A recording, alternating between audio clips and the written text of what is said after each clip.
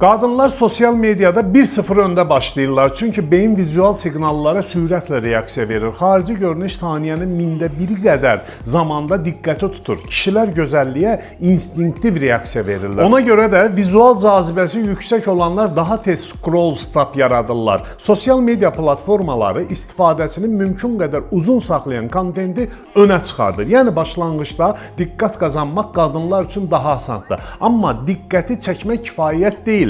Diqqəti dəyərə çevirmək də lazımdır. Şəhvani vurğu diqqət çəkir. Kosmetik optimizasiya vizualı gücləndirir. Rəqabət isə bunu davamlı prosesə çevirir. Qadınlar filtr proqramlarından və kosmetik vasitələrdən də çox istifadə edirlər. Kosmetika isə sadəcə görünüşü dəyişmir, həm də özünə güvəni artırır, davranışı dəyişir və sosial reaksiyanı gücləndirir. Bu isə feedback loop yaradır. Bundan əlavə qadınların öz aralarındakı rəqabət motivasiyası da vacib amildir. Platformalar müqayisəni sürətləndirirlər. Görünüşü like və baxış sayları vasitəsilə ölçülə bilən edirlər. Amma bütün bunlar yalnız birinci mərhələdədir. Uzun müddətli oyunda izləyici bu sualı verir. Bu insan mənə nə verir? Sosial mediada 3 ayrı oyun var. 1. Diqqəti qazanmaq, 2. Diqqəti saxlamaq, 3. Effekt yaratmaq. Çox insan birinci mərhələdən o yana keçə bilmir. Məhz peşəkarlar isə ikinci və üçüncü mərhələləri keçərək irəliləyirlər. Peşəkarlıq isə cinsiyyətə baxmır. Çünki sosial media diqqət oyunu kimi başlasa da,